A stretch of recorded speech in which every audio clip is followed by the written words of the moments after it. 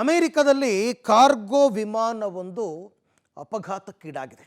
ದುರಂತದಲ್ಲಿ 3ಕ್ಕೂ ಹೆಚ್ಚು ಸಾವಾಗಿದೆ ಅಂತಕ್ಕಂಥ ಮಾಹಿತಿ ಬರ್ತಾ ಇದೆ. ಅಮೆರಿಕಾದಲ್ಲಿ ಕಾರ್ಗೋ ವಿಮಾನವೊಂದು ಪತನ ಕಂಡಿರ್ತಕ್ಕಂಥದ್ದು, ಲಗೇಜ್ ಸಾಗಿಸುವಂಥದ್ದು. ಮೂವರು ದುರ್ಮರಣಕ್ಕೀಡಾಗಿದ್ದಾರೆ. 11 ಜನರಿಗೆ ಗಾಯವಾಗಿದೆ.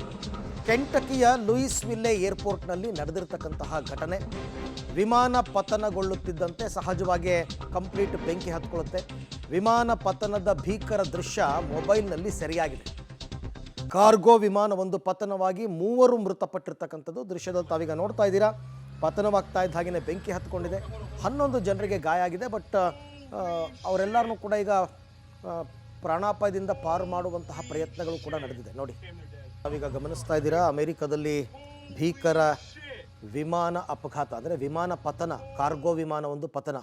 3 ಜನ ಮೃತಪಟ್ಟಿದ್ದಾರೆ, 11 ಜನಕ್ಕೆ ಗಾಯ ಆಗಿದೆ. ಬಟ್ ಆ 11 ಜನ ಬದುಕಿರೋದೇ ಆಶ್ಚರ್ಯಪ್ಪ ನನಗೆ ಈ ಥರ ಬೆಂಕಿ ದುರಂತದಲ್ಲಿ. ಯಾಕೆಂದರೆ ಎಲ್ಲ ಒಳಗಡೆ ಸ್ಟ್ರಕ್ ಆಗಿಬಿಟ್ಟಿರ್ತಾರೆ, ಹೊರಗಡೆ ಬರೋಕ್ಕಾಗೋದೇ ಇಲ್ಲ. ಒಂದು ಸರ್ತಿ ಬೆಂಕಿ ಹತ್ಕೊಂಡ್ರೆ ಮುಗಿದೋಯ್ತು. ಒಳಗಡೆ ಇದ್ದವರೆಲ್ಲ ಸುಟ್ಟು ಕರಕಲಾಗಿರ್ತಾರೆ. ಬಟ್ ಆದರೂ 11 ಜನಕ್ಕೆ ಗಾಯ ಆಗಿದೆ, ಬಚಾವಾಗಿದ್ದಾರೆ ಅಂದರೆ ಅದೃಷ್ಟ. ಹೆಂಗಾಗಿದೆ ನೋಡಿ ಇಲ್ಲಿ ದೃಶ್ಯದಲ್ಲಿ. ವಿಮಾನದ ಸ್ಪೀಡ್ಗೆ ಅದು ಲ್ಯಾಂಡ್ ಆಗ್ತಾ ಇದ್ದ ಹಾಗೇನೆ ಬೆಂಕಿ ಸಹಜವಾಗಿ ಹತ್ಕೊಂಡ್ಬಿಡುತ್ತೆ. ಅದರಲ್ಲೂ ಇಂಧನ ಟ್ಯಾಂಕರ್ ಹೊಡಿತು ಅಂದರೆ ಮುಗೀತು. ಅದೇ ರೀತಿ ಆಗಿರ್ತಕ್ಕಂಥ ದೃಶ್ಯ ಕೆಂಟಕಿಯ ಲೂಯಿಸ್ವಿಲ್ಲೆ ಏರ್ಪೋರ್ಟ್ನಲ್ಲಿ ನಡೆದಿರ್ತಕ್ಕಂಥ ಘಟನೆ ಇದು.